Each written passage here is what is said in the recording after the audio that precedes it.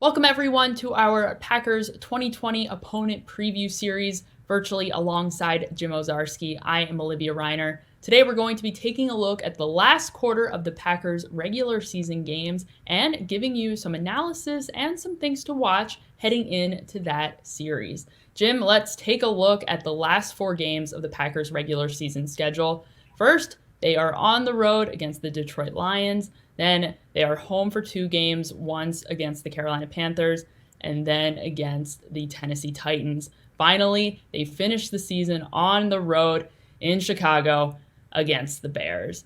Now, the Packers are only on the road 3 times in the last half of this season, which is pretty interesting. One of those teams that they will be home for are the AFC Championship team in 2019, one of the teams that made it to that game, the Tennessee Titans, Matt LaFleur's old stomping grounds. This game is interesting, December 27th, and it is a 7:20 p.m. start. Sure to be a little bit chilly, Jim. I'm very happy that we get to be in the press box at that time, nice and heated. However, for the Packers, how challenging is that game going to be for a team that had a good deal of success in the postseason?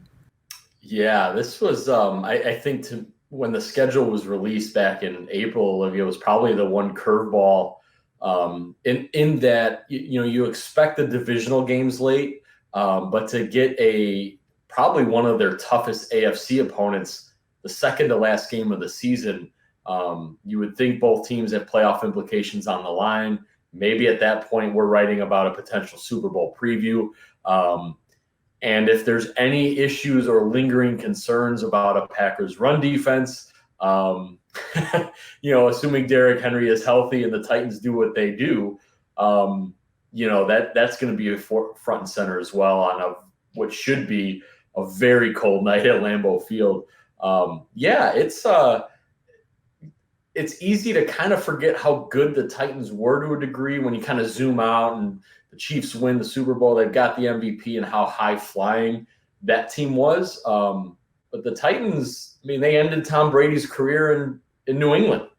They're a really good squad. And that's a heck of a game to just kind of drop in that last quarter of the season that, doesn't really have an effect on the NFC, on the division or the NFC as a conference, but could be hugely important for both teams.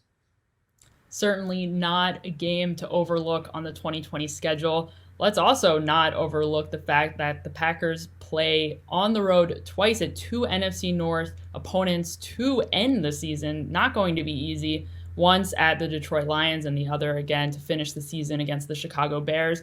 They swept both of these teams in 2019. However, you may remember, wasn't exactly easy against the Lions both times. And then the Bears, again, that quarterback's competition could be pretty interesting depending at that point of the season exactly where those offenses are, who's leading it. It could be a very different looking Bears offense than the ones that we've seen in the past. Jim, which of these 2 teams, Bears or Lions, are going to be the most challenging?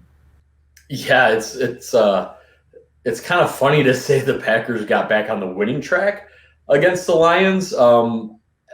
They've been bad. They've under Matt Patricia, but they've been more competitive and they've beaten the Packers in recent history. And those were not easy games, as you mentioned. So going to Detroit, who knows again if they're relevant, but I think what's been proven is it doesn't quite matter with this head coach and staff. I think the only thing, Olivia, would be if the Lions have truly cratered at that point, there may be an interim head coach. Matt Patricia was put on notice by the ownership that they need to be in the playoff conversation in their final quarter of the season.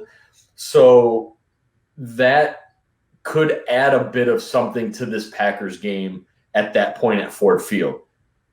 Are they playing for Matt Patricia's job? Are they playing out the string? Who knows? That could be interesting. And then you're right, going to Chicago, same kind of situation. I do think the Bears are going to hang around and be part of the divisional mix. And, regardless of who's playing quarterback at that point, I do think, their defense will remain strong. And I do think Matt Nagy seems to scheme up Mike Patton a little bit. they feel like good matchups. So yeah, to go on the road twice, Olivia, in the division in December, not ideal. The Packers would love to have those games at home. So yeah, I think that's an interesting way to kind of bookend that final quarter with those 2 road games. Certainly 2 exciting games there to end the season, and we'll look forward to covering them when they come around. Thanks everyone for joining us once again. We hope you've enjoyed this opponent preview series. Make sure if you haven't seen them already, go check out the rest of them over on PackersNews.com. For Jim, I'm Olivia. See you next time.